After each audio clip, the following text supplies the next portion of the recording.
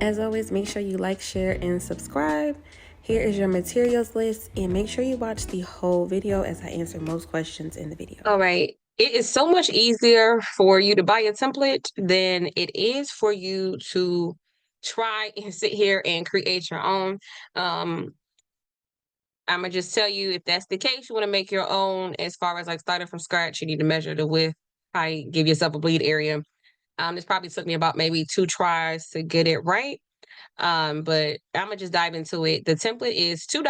I'm gonna list the where you can purchase it from. If you feel more comfortable on going through Etsy, that's fine. Or you can go to my personal website as well, which is 716printing.com. So I'm gonna go to edit photo, and I'm going to use a background remover, and I'm going to remove the background. Now, I did put a frame in here for you guys to use, and sometimes that does happen. If you see that happen, it's fine. And if you need assistance with like moving these, don't forget to like move them backwards, put the clouds over it. I like clouded this thing up. So this way, if you have harsh lines you don't want to show, you can actually move some of these clouds around. And when it comes to the messenger part, if you want to make it a different color, you can. It's still visible for the most part. You kind of get the gist of exactly what's going on with it, okay? You can remeasure it, resize it to your liking, but I did design these to actually go along with the blanks that I left in the comments description. If you don't know how to turn on your bleed area or your margins, you want to go up here to where it says file, go to settings, and then go to show rulers and show guides. And that is how you're going to get these purple lines. What these lines are doing is actually showing you where you want to stay inside design wise. So you can see it's a lot of bleed room. I just prefer it that way. But again, if you don't, you can create your own template. But for $2, I just feel like I'm not about to do it myself. It's $2. Okay. You would go in here and change the name. So mom, dad, whoever that person is to you, then you will go ahead and just change the name. So really that's what you're doing. Also inside the template, I did for $2, you have an extra one in here. So if you don't want to do that background, there's another one. And then I created just a blank space for you guys. So if you want to go back and throw your own background, you actually can. So you get 3 templates for $2. I don't think that's bad at all. All right, so we're going to save it, go to share. We're going to download this, and we're going to download just page 1. And we're going to download this as a PNG. Now, if you are not using Canva Pro, I don't know why you're not. You will need Canva Pro if you purchase this template. It just makes it so much easier, okay? Especially if you want to use the fonts and things that I use, because I use a lot of custom fonts.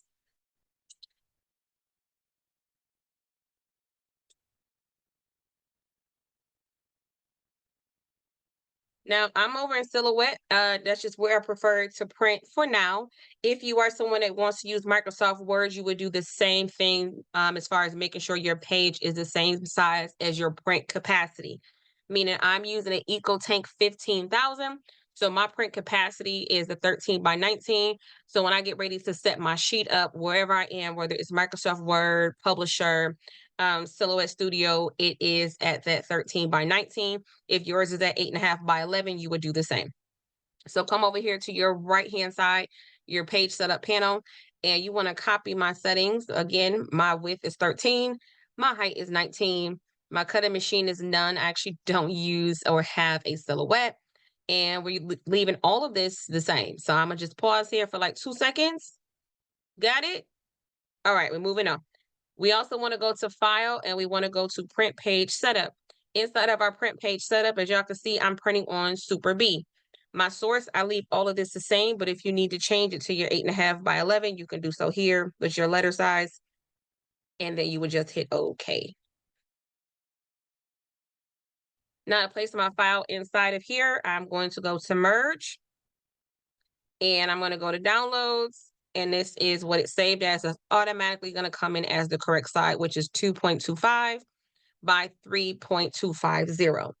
Because these are front and back keychains, you're going to need 2 images for 1 keychain. So if you're doing 3 keychains, you'll need 6. If you're doing 4 keychains, you actually need 8, so on and so forth, because you're doing more than one, okay? Because you're doing more than one side. And so up here in Silhouette, I like to duplicate it. And we're going to duplicate it again. And to make it easier, I like to just highlight them both and I hit duplicate again because, you know, that's what I do. And then I can fit one more. So I'm able to fit 5 going across. If you're not able to fit 5, you should be on a 13 by 19.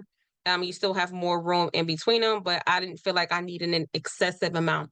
So this right here, there would be 1 keychain. This will be 2 keychains.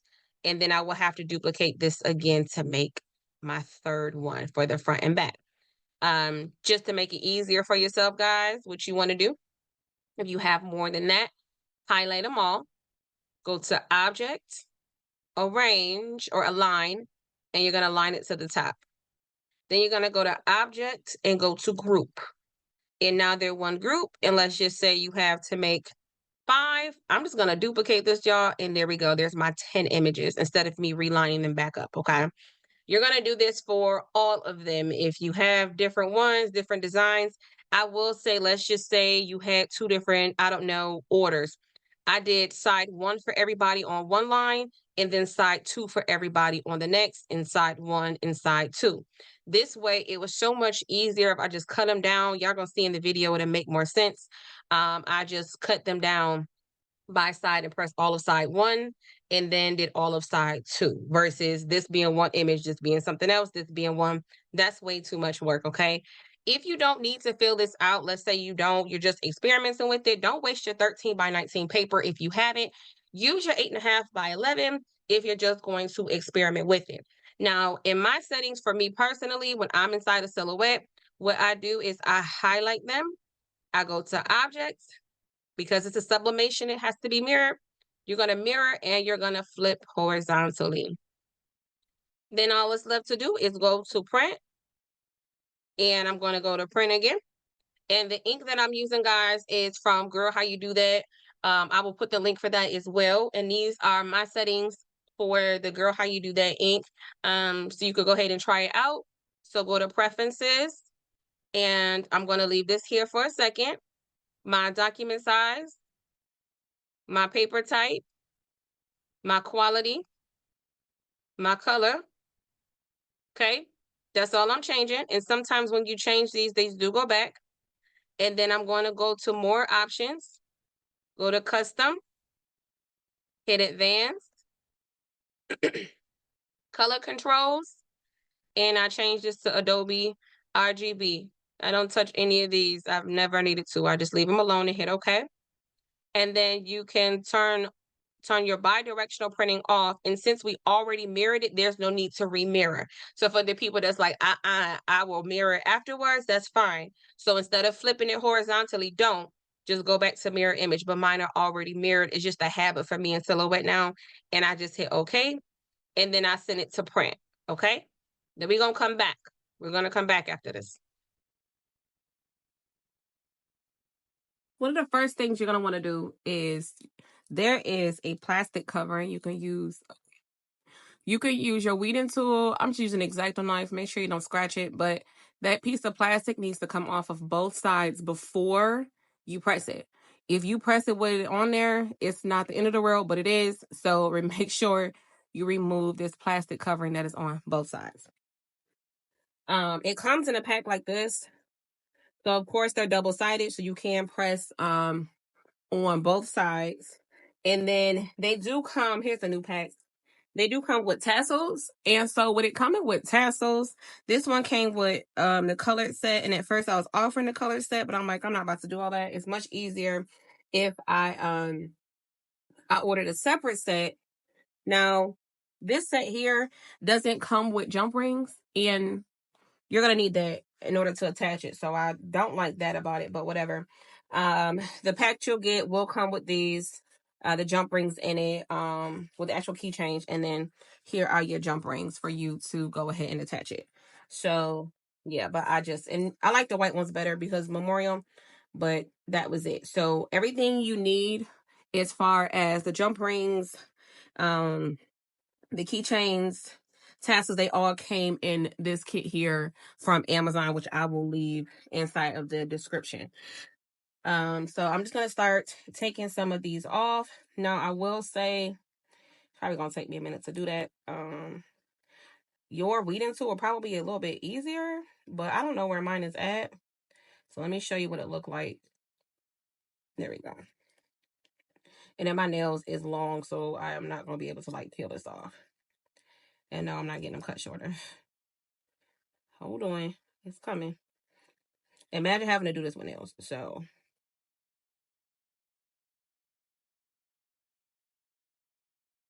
okay, so that's one side.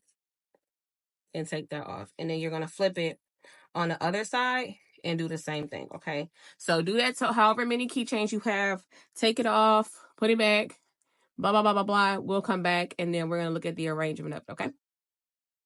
Next, what you want to do is, these are actual orders, and I don't know if I have permission in video form to post their loved ones. So out of respect, what you're going to do is you're just going to place the keychain over the image, and make sure you're not doing something like this where it's off, okay?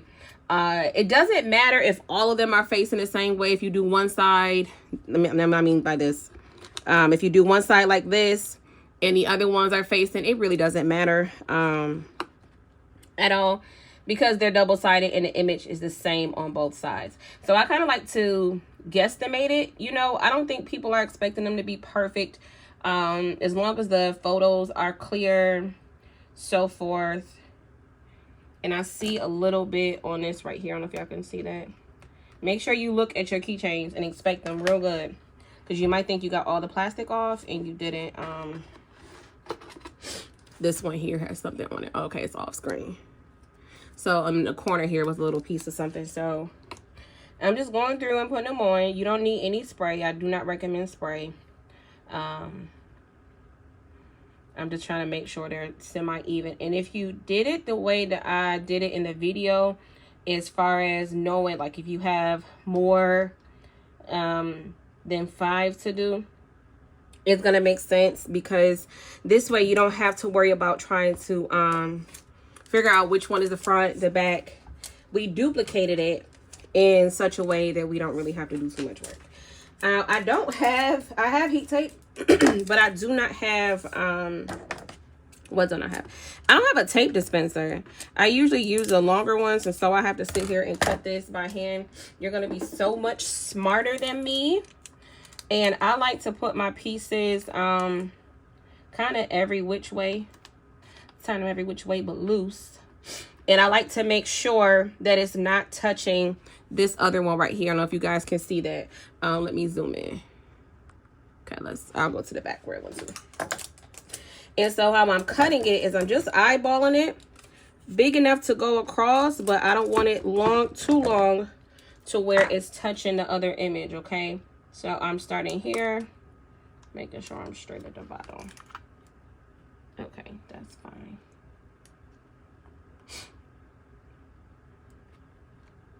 And that's not touching. I'm gonna tuck this one a little bit. And even if it is, it's not the end of the world if it is, but I'm just using that to press it down. So I'm gonna continue that process for all of them. So that's what you're gonna do. You're gonna get them all. You're gonna take your tape, line them up. Some people do a piece going all the way across. My OCD will not allow. I get a little worried that it might shift with just one piece. So you're going to do that individually with all of your keychains. So you're going to need, we did 5 going across. So you're going to need, on this one, I'll need 10 pieces of tape. So we'll come back and then we'll finish that part. Right here is where I was talking about running a piece of tape going across both of them or all 5 of them. This actually did work for me. So I did try this method, worked fine. I had no issues with the quality. My heat press is set to 390, and I'm taking this like that. I'm not moving it too much, y'all. Don't do too much. If you feel comfortable pressing more than that at a time, do just that. Let me scroll up. So this is just some parchment paper. You can use butcher paper, or some people use nothing. So we're gonna go down for 390, and I'm gonna go down for 60 seconds at medium pressure. And as you can see, I'm not forcing it down. I'm not having a hard time with it going down. use gloves if you have them. If you have heat gloves, use them because these are going to be very hot. And we're going to repeat this process on both sides.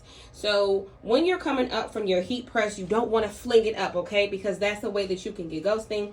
It may shift. So you're going to press with the transfer or your images facing up. And then we're going to repeat the same process of taping the other side. And then we're going to do the same thing again, 390 for 60 seconds with the transfer facing up. Okay? Easy part. You're going to take your jump ring, right? And you're going to take your keychain. Put your keychain inside of the jump ring like this. Then you're going to take your tassel. Some people put the tassel here. I don't know. I kind of like it closer to the actual keychain itself. You put it in the inside. Left hand corner or right hand corner. That's a preference thing. I like the upper left. And so I just kind of use my pliers to help me get it through.